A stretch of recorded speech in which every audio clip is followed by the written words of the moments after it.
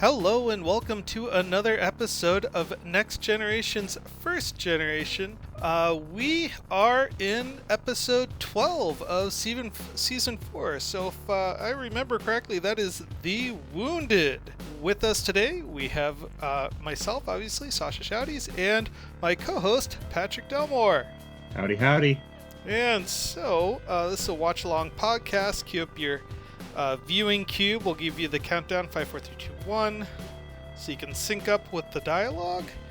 And what's big about this episode? Well, we are introduced to the Cardassians in this episode, which become a big bad for not only this series, but for Deep Space Nine. And we learn more about the relationship between Miles, O'Brien, and Keiko, which also continues into Deep Space Nine. So really a lot of character development, and I kind of got, we'll go into this later on, but kind of got almost a Lower Decks feel just because we're following O'Brien around. So, yes. Without further ado, here comes our countdown.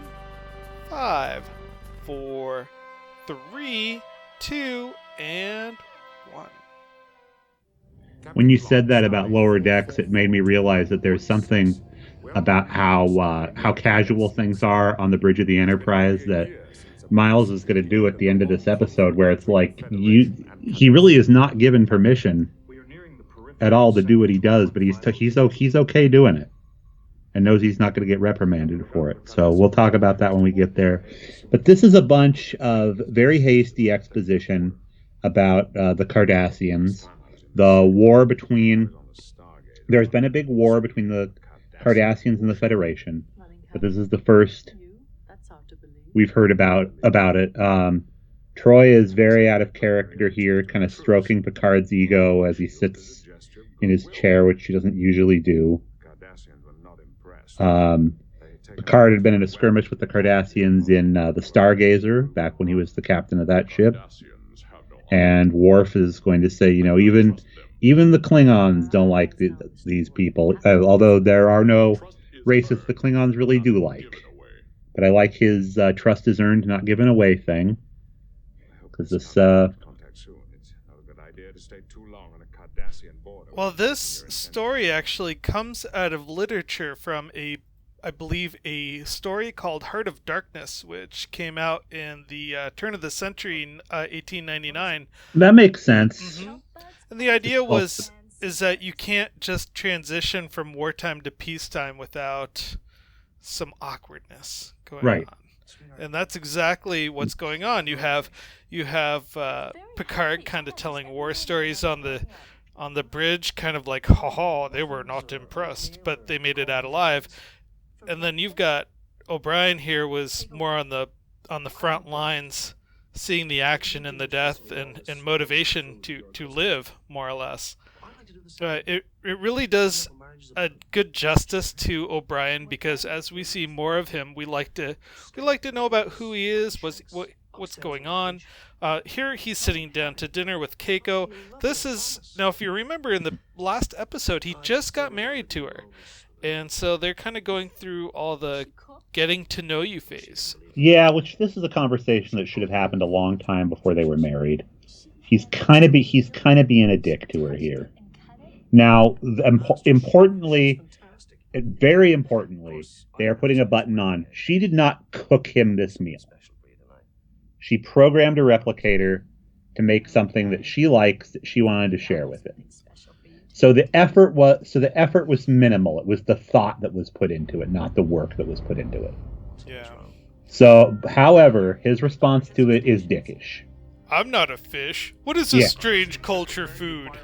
I'd be a little offended if the roles were reversed and he offered corned beef and hash. Keiko might kind of go, ew, gross, I'm not touching that. What am I, a pig?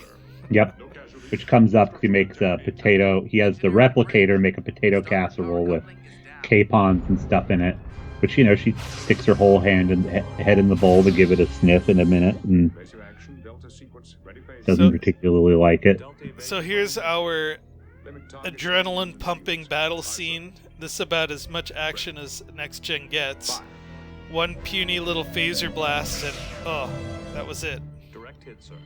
Yeah, with our new shows that are on CBS All Access, obviously Lower Decks and Discovery, we get to see a lot more action-packed battle scenes.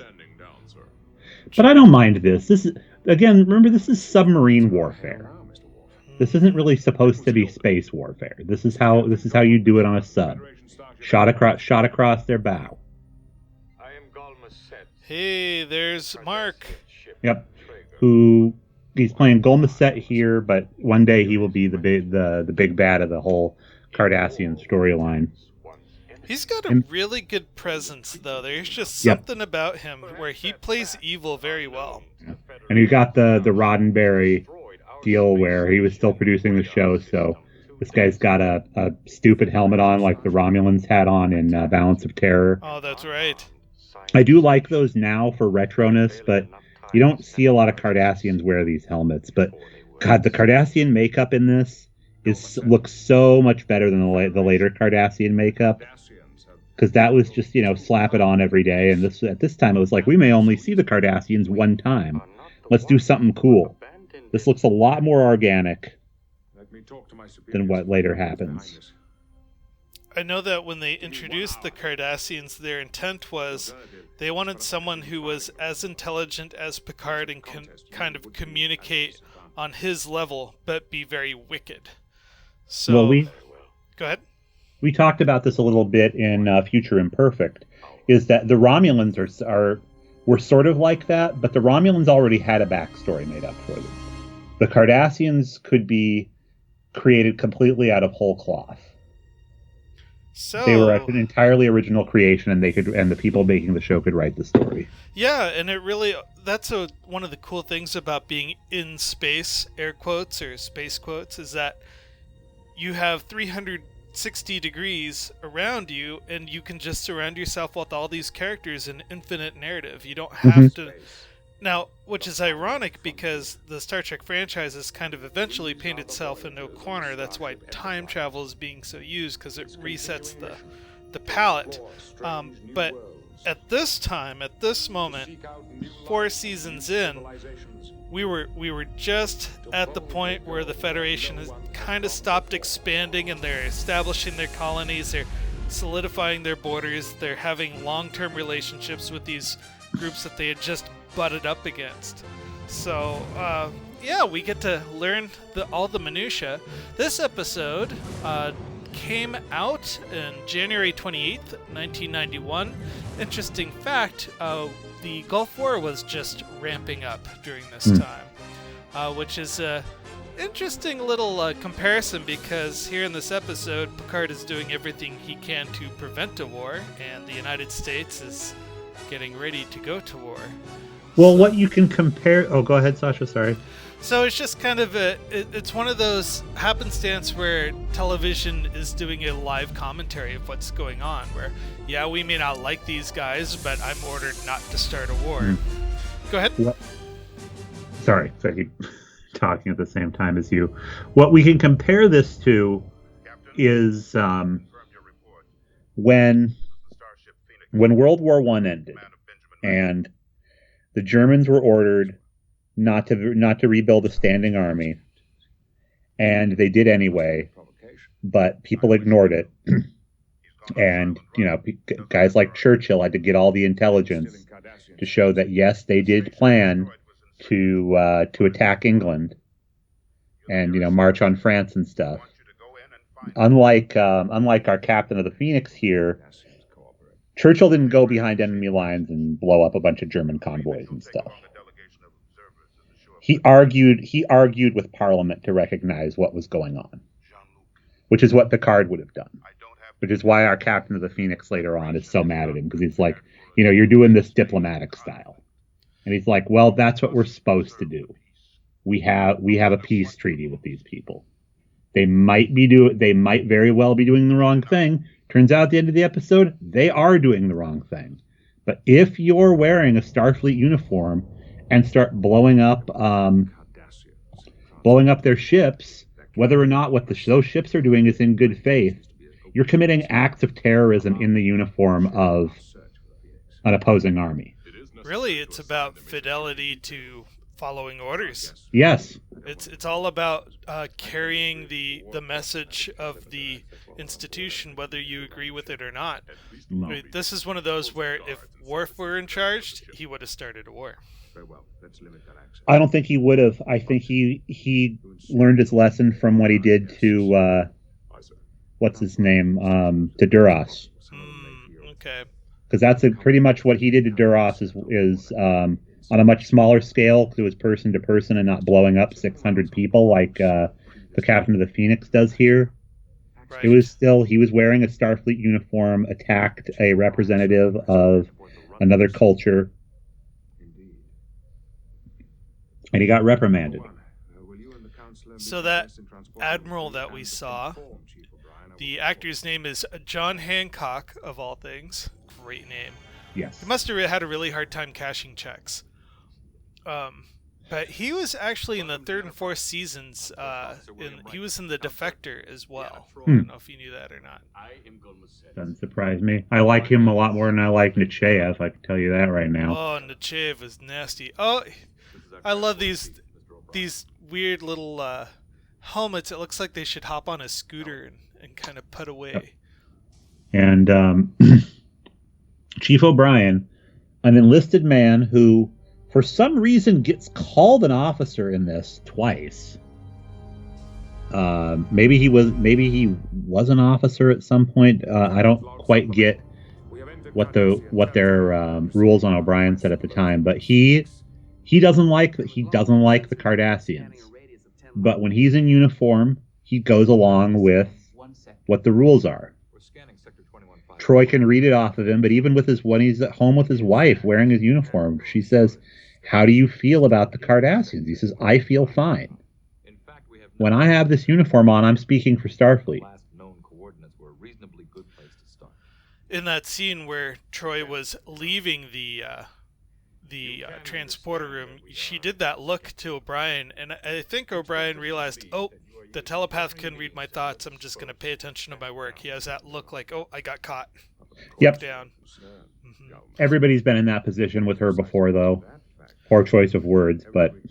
You think then that she would be able to monitor her reaction to not basically tell that she's being nosy? No, she's a superior officer. He, in fact, O'Brien's the one that will tell us later on. Troy carries the rank of lieutenant commander. She's not on the command track right now. She will be later. I think but, either at the end of this season or next. It's during Disaster, I think. So here we are at the conference room. They're talking about what's going on. Captain Maxwell, who O'Brien worked for. I think he was a tactical officer. His tactical officer, yeah, which seems very strange to me that they used the term officer when later on it's made such a big deal of that O'Brien is not an officer, he's enlisted. But right, creative writing, or we could go into a fanfic of where O'Brien quit. So that broke his length of service, and instead of going back into Starfleet, he just enlisted. Yeah, I mean, he is in a command. He's in command colors in the first episode of the show. Mm-hmm. Now this is intimidating, being faced by two of your enemies in an enclosed space, and they're all facing each other. Former enemies. Yes. Well, O'Brien, I think he's on the fence about that one, because his response is very bigoted right here, and he calls himself on it. Well, not bigoted, but he definitely does not want to have anything to do with these individuals. They're trying to make good conversation with him, and he's very stonewalled. He doesn't want to hear it. In the meantime, if he, we know, will you join us? How is that? I'm trying to think of how I can phrase this using the words. Yeah, so if my commander tells me to discuss the transporter with you, I will. If Captain Picard orders me to tell you everything I know about Ben Maxwell, I will. But who I choose to spend my free time with is my business. Now, if he said, it's beneath my dignity as a member of Starfleet to be around you, that's bigoted. True. But he didn't say that. He said I will operate under orders, but when I'm off duty, when I'm out of uniform, no, I'm not going to have anything to do with you. I would imagine, though, that these two Cardassians went out a limb to get something out of him, to engage on some social level, and he's like, nope, not happening. They're in that precarious situation of, hey, the war's over, let's be buddies now, which it's sort of similar to you would have to imagine that a lot of the guys that worked on Project Paperclip, who fought in the war, when they were in the United States working on getting NASA to the moon, that there were a lot of exchanges like that. These were all Germans, extracted German scientists that had worked very closely with the Nazis. And I'm sure that, when people were under orders from their bosses, that they, worked with them and shared knowledge. And when it was time to get a drink at the end of the day, it was just like, no. I was overseas fighting a war with you guys. I don't feel right about it. Mm-hmm. Oh, hey, it's the meal again. Oh, so now Keiko has the same response that O'Brien had at the opening scene. Yeah. Oh, you made this? Gross. Look at how he does this, though. I mean, we don't see Keiko when he's eating his food be right up next to him, putting it on his plate. This whole the presentation was very different. He's basically got her in a corner, shoving food in front of her. And he's like, be happy with this. Like, sing my little song. Oh, yeah, the Minstrel Boy, I think is what it's called. It's a known song. Yes. Hundreds of years old at this point. Yeah, I've got it somewhere in here. I guess it's all this business about him and the Cardassians brought it back to me. So, they introduced this song as a I don't want to say it as a weapon, but just as one of the few devices that O'Brien can use to get back in with his estranged captain. Yep. What are these little dark things? Capers. Now remember, Keiko's a civilian, so she can pretty much say and do what she wants. Oh yeah. Well, I found it odd that O'Brien's still in his uniform. He's home having dinner with his wife. I'm sure that's just because the show doesn't have a costume for him. Yeah. And he may actually be at his dinner hour. That's the kind of the nice thing about getting to serve with your spouse, is he's probably still on duty, went to have dinner, going to go back to work when he's done. Is the other explanation. You can read our transponder codes. Okay, so the Minstrel Boy was also played in Hollow Pursuits when Reginald Barclay was leaving the holodeck. And also played in a 7th season episode of DS9 in What You Leave Behind. Huh. That was the final episode of Deep Space Nine. Yeah. I did not know that. That's kind of cool. So not Ducat. What's his real name in this episode? Golmasset. Masset, yes. He's like, hey, you can read our codes. Yes, we have that ability, says Picard. So I really enjoy the patience that Picard is having here. Obviously, it seems like he's not doing everything he possibly could be doing, or he's not doing it fast enough. In response, meanwhile, Masset's like, hey, our ships are getting blown up. You gonna do something about it? Maybe? So... But Picard has to make a make a decision here to give the prefix codes of the Phoenix to the Cardassians, which is... He hasn't been ordered to do it yet, so the decision is still in his hands. True, but it's a hard choice to make, because all of a sudden, when an ally becomes an enemy, when one ship is, when two ships of one flag are forced to fire on each other, that's a big deal. Yep. In fact, I can think of... This reminds me of two other episodes. Let's see, in Deep Space Nine, where the Defiant was stolen by James Riker.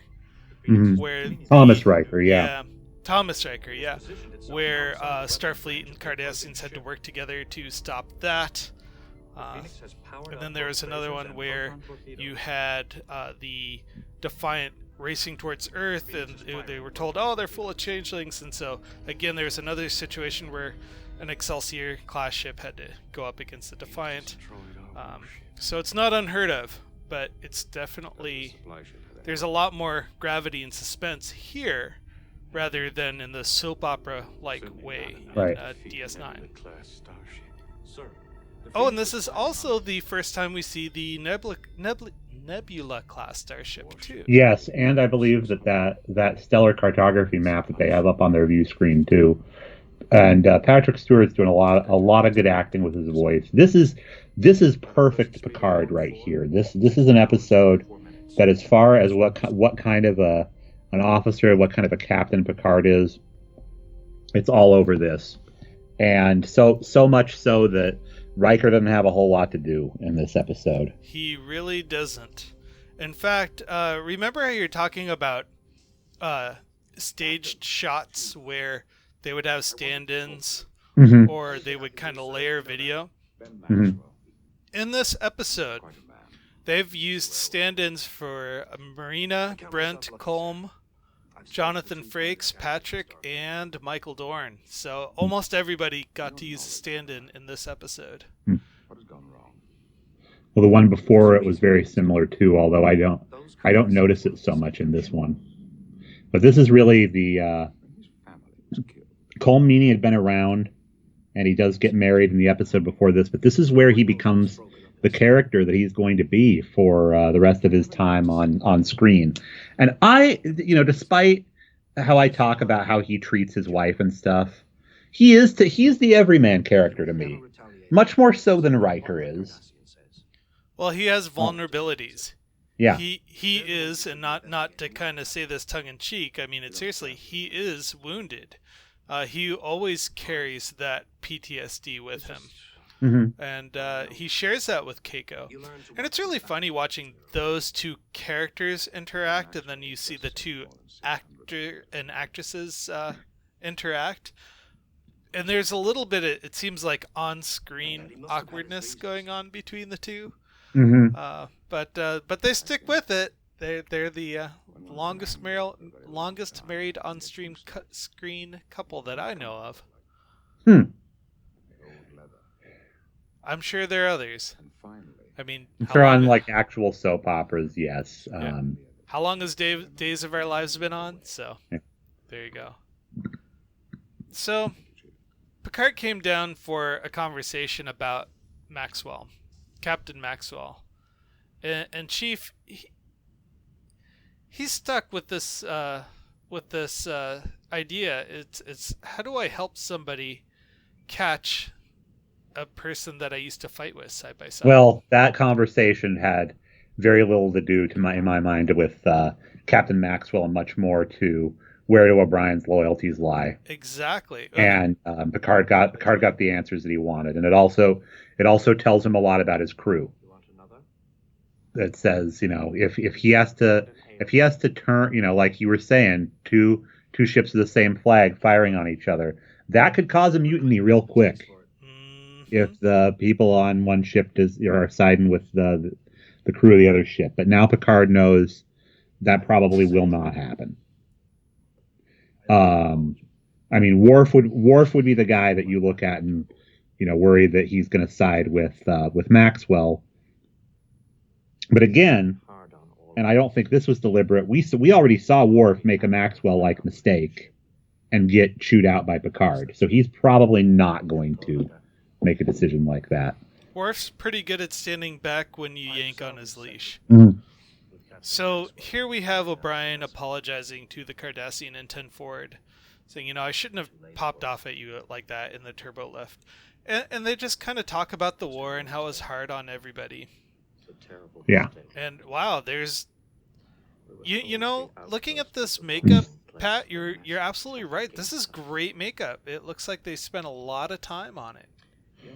The big thing here is both of these men are nationalists, which they're sitting here saying, if somebody that looks like you hurts somebody that looks like me, it's just as good. It's just as good as if you did it, which I don't agree with. I was with a group of women and children.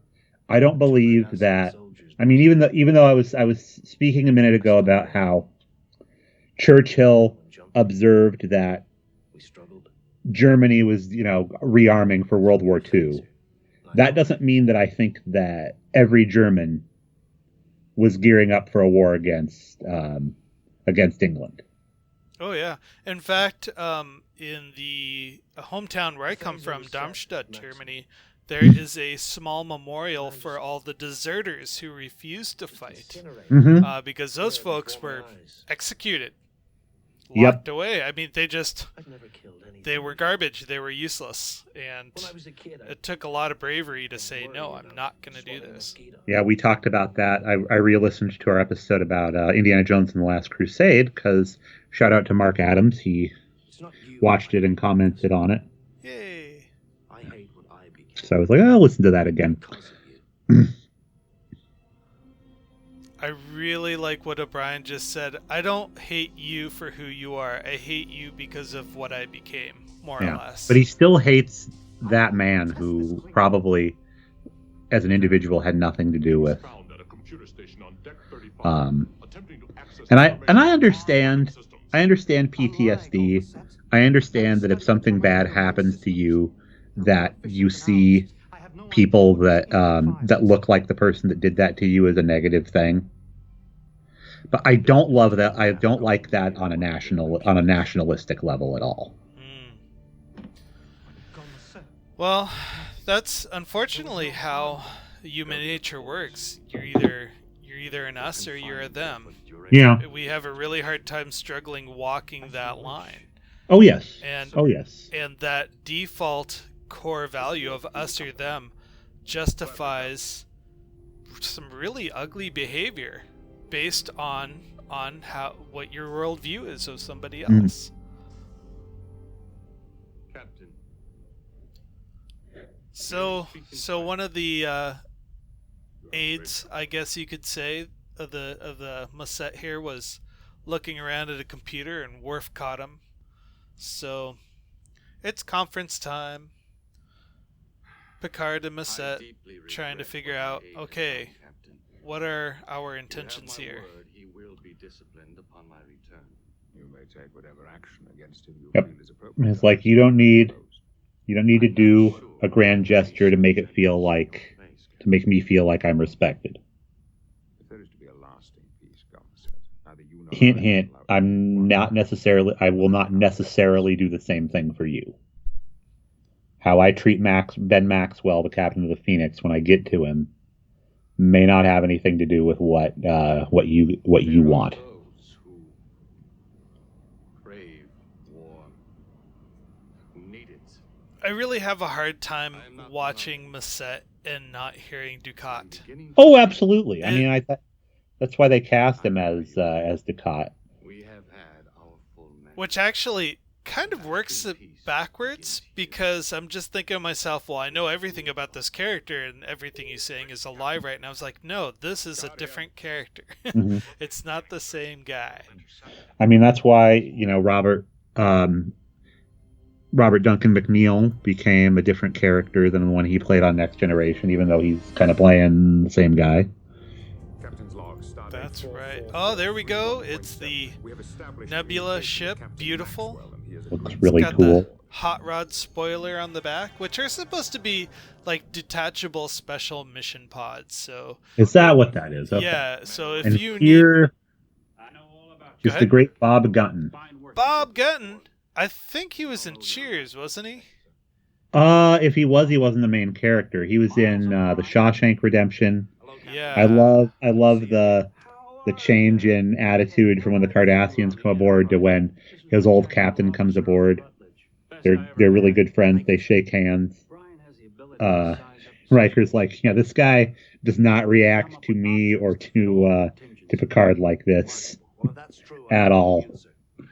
I would have a hard time just standing there as Riker thinking, this guy just killed 600 people and several ships and stations, and I have to sit here and just listen to this small talk instead of hauling his ass off to the brig. Well, he's in the same kind of in the same position that O'Brien was in the turbo lift. True. He's still the guy is still a captain. The guy could still, in theory, give. He can't countermand Picard's orders, but he could give him other orders. Mm-hmm. The Warden, that's who he played. Yeah. Okay. It's also Leland Owsley on Daredevil. You must think I've gone mad. Like, yeah, you must think I'm crazy. Well, the thought had occurred. But it's this is where he's crazy. He's like, I was grateful when Starfleet sent you after me because I know about what happened with you and the Stargazers. So I assume I don't know why he assumes that Picard will be okay with him basically taking terrorist actions in the guise of Starfleet. Well, Picard is known for going out on a limb and being justified by his actions. And I think Maxwell's trying to do the same thing here, too.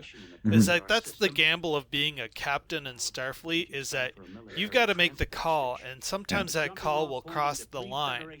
And depending on the outcome of the situation will pretty much villainize you or it will vindicate you.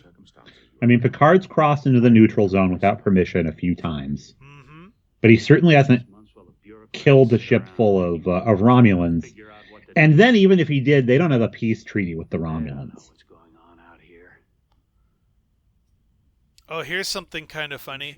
So, Mr. Gunton here was in a TV show where he was co-starring with Robert Picardo, of all people. Is he still alive? Bob Gunton? Picardo? Oh. No, Bob Gunton. Boy, I don't know. Let me do some digging. Yeah, no, this whole like, oh, well, you're just a bureaucrat. And he's like, what? Yeah. Total deflection. Bureaucrats have been known to save lives too, dude. That's why I brought up Churchill. Mm-hmm. And Churchill began life as a hothead too. He was in, he was in the Boer War. He was a soldier. Did a lot of crazy things. People really didn't like him, but in the end, it was his leadership during war, and that made people, that made him beloved to so many people. So this guy, Mr. Bob, yes, he is still alive, though his let's see here. Oh, he was a Vietnam vet. He was a sergeant in the 501st Infantry. Nice. Yeah. Okay. I always wondered how guys like that feel when they play military roles, having gone through some form of warfare. So here's the proof. Here's the delusion. So basically, is once you see what the Cardassians are doing, you will side with me and you'll understand why we have to go to war. And this is where Picard is like, no, that's not the goal. The objective is to not start a war. Yeah. If someone's going to start a war, it'll be the Cardassians.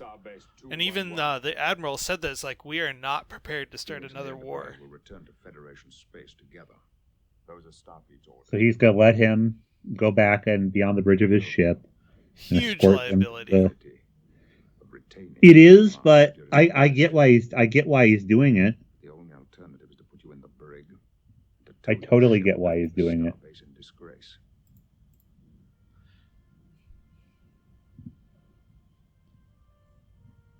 And I like Gunn's acting here. Understand your orders. Yes, Captain. Well, it's a lie. And we've seen this before too in Voyager as well, where the captain, the home team captain is trying to do a good thing to save the dignity of the other captain, and they just I was thinking about poo-poo that. all over it. I was thinking about that episode. I can't think of what the name of it is, but where they run into that other Starfleet ship on Voyager, where they've gone kind of nuts staying Yeah. in Delta Quadrant. The Equinox, I think, was the name of the Yeah. episode. Inform me of our projected time of arrival. Aye, sir. So here we go. We're flying along. Phoenix has changed course. Now, with the Phoenix changing course, this should have been one of those shoot them now. No, he's got a crew on there. Well, you can still aim for engines and whatnot. I mean, they've got Yeah. that ability. Yeah, he could, in theory, have just disabled the ship. You're right. Data, project his new course.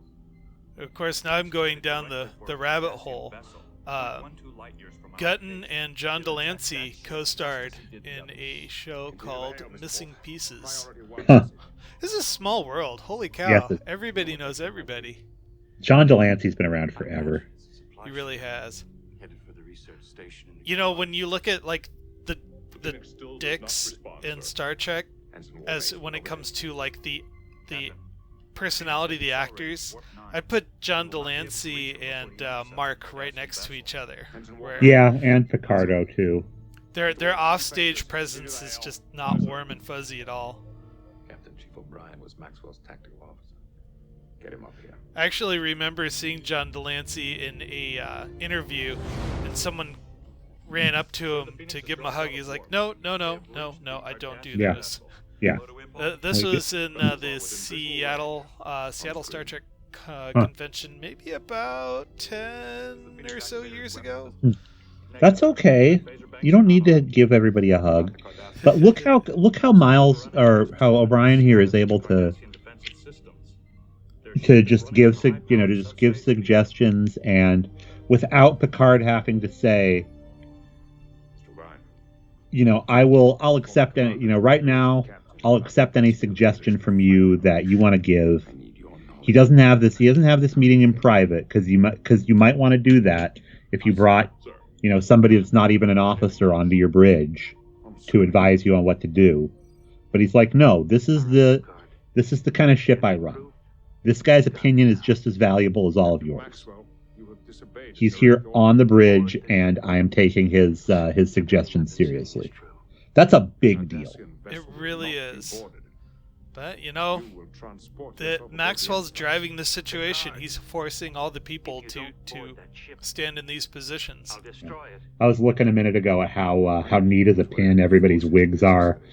Brent Spiner's and Michael Dorn's, and Patrick Stewart's got all these flyaways Captain in his hair He as really he's does. talking to Captain Maxwell. The Phoenix is transferring I power think to they its just shot this episode in a couple of days. Probably. I remember reading somewhere it was just like about 2 days of filming, so they're probably in a big hurry. Oh, and this is the other big one, is that he lets Try to talk to him. Golden Set just sit right next to him at the bridge. Right? Now, We tend to get inside somehow. now when you said O'Brien was a bigot, the true bigot would be on the bridge, and he's like, Captain, I'd prefer not to discuss Captain Maxwell in front of the Cardassian. Ah, there you go. Trust me, I can get through. Make it So this was shot December 7th, 1990. Not quite 30 years from when we're recording it. And now, to give you an idea Not now. of the turnaround time, let's see, the final draft of the script was October 23rd, 1990.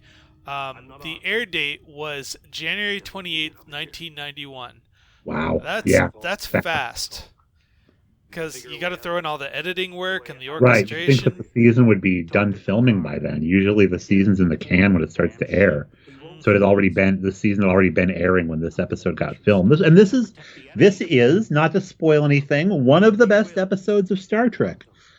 But it's not a kid-friendly episode. This isn't an episode that if I saw it, which I don't think I did, that I would have noticed at all when I would have been 9 by the time this aired. Newly 9. It's very much a political thriller. Yep. And I don't think I made note of this episode until about 15 years ago when Matt gave me the DVD collection of all the seasons. And I was watching it. I'm like, oh, there's a bunch I haven't seen. And this was definitely one of them. And you know what's funny is the big thing that I remember about this? O'Brien's mother cooked and didn't use a replicator, and it grosses Keiko out. Yeah. That's my big takeaway from this. Even though there's a lot of great, political thrillers and stuff, and they're gonna sing together. Like just for Star Trek stuff, the idea that in the future, like cutting and handling meat and actually cooking things is just gross to a lot of people. How funny would this episode be if instead of this actor portraying Maxwell, it was Harrison Ford? This would have been Harrison Ford right after the movie we covered, Indiana Jones and the Last Crusade. Yeah. It would have been, about 2 years after that movie had wrapped up filming. So he's still not even 50 years old yet. I remember, for some reason, I keep on thinking of the Harrison Ford movie. I think it's Clear and Present Danger, where like he's a doctor and he's been accused for murder and he's running from the feds. No, that's The Fugitive. Oh, The Fugitive. Okay. Clear and Present Danger is a Jack Ryan one. Ah, right. But still, I get this fugitive feeling where, like, as long as he goes rogue, he's safe and he can prove what's going on. Yeah, I'd rather see Tommy Lee Jones be in a Star Trek than I would see Harrison Ford being a Star Trek. And that's the other thing, is that it would have been like, this guy's Han Solo? This guy's shooting everybody? Aww. Sing away, sing away. Now, they should have added, like, echoey flashback sounds of, like, phaser fire going on in the background, maybe people screaming. Oh, that would have been gross. I think people would so? Very upset if that had happened.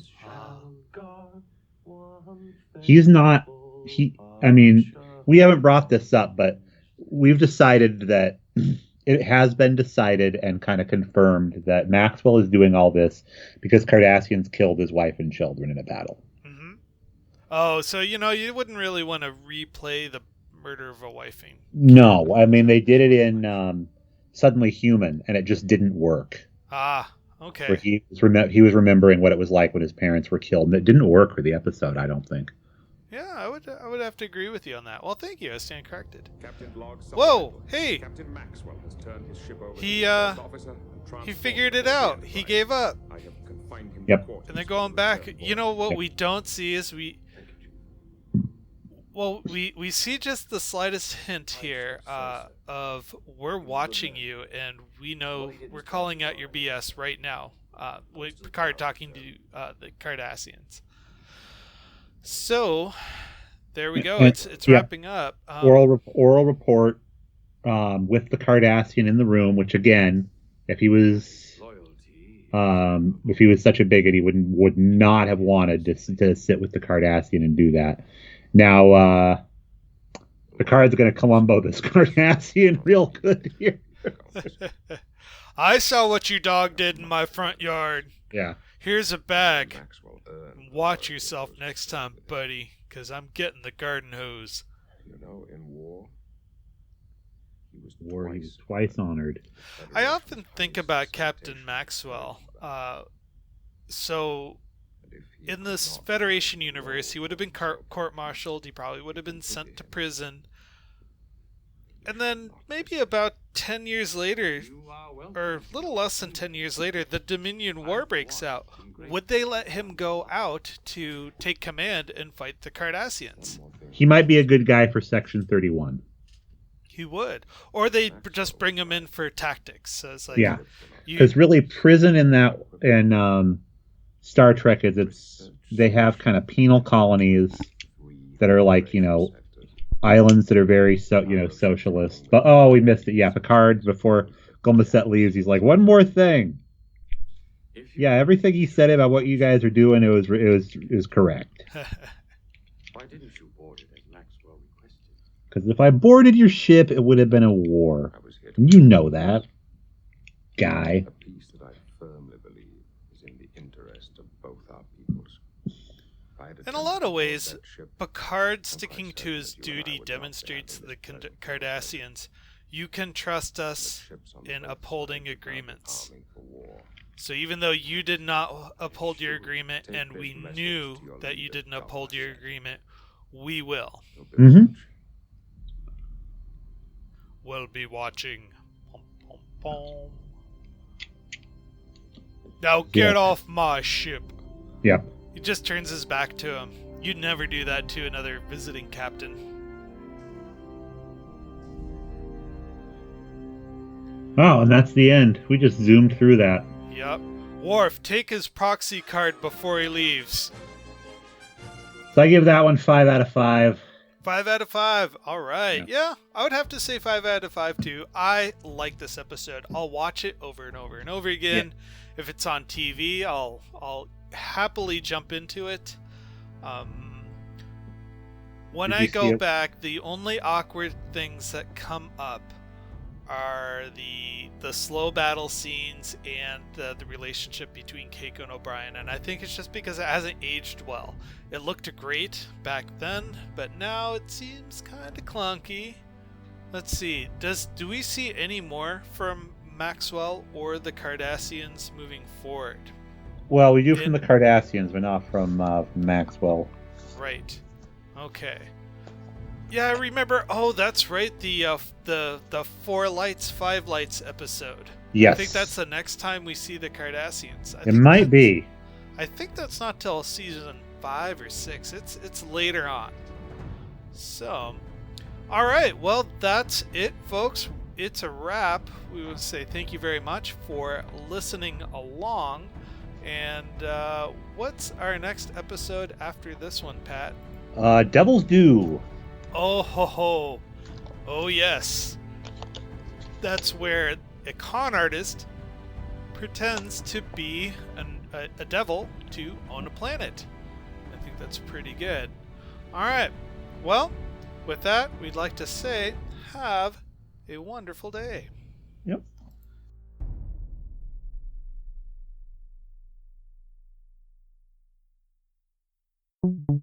Why am I interviewing you guys? So you're the guest. So Sasha, what is Star Trek Hi, Next Generation? I'm the guest. So Sasha, what is Star Trek?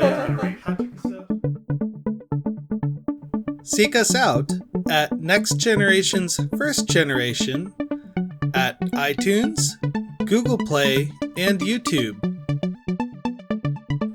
Music credits include Electric Car by Poddington Bear, Broke for Free, As Colorful as Ever, Glass Android by Lee Rosevere, Process by Boritex, Audio Engineering by Sascha Schaudies, Chief Meme Maker and episode cover credit goes to Matthew Kirschner. Logo and graphic art design credit goes to David Clawwitter. And special thanks to Patrick Delmore for working with other podcasts to make sure the good word gets out. If you'd like to email the show, you can email us at nextgenfirstgenpod@gmail.com. I've been Patrick Delmore. And this is Sascha Schaudies. Thank you very much for listening and have a wonderful day. Good night.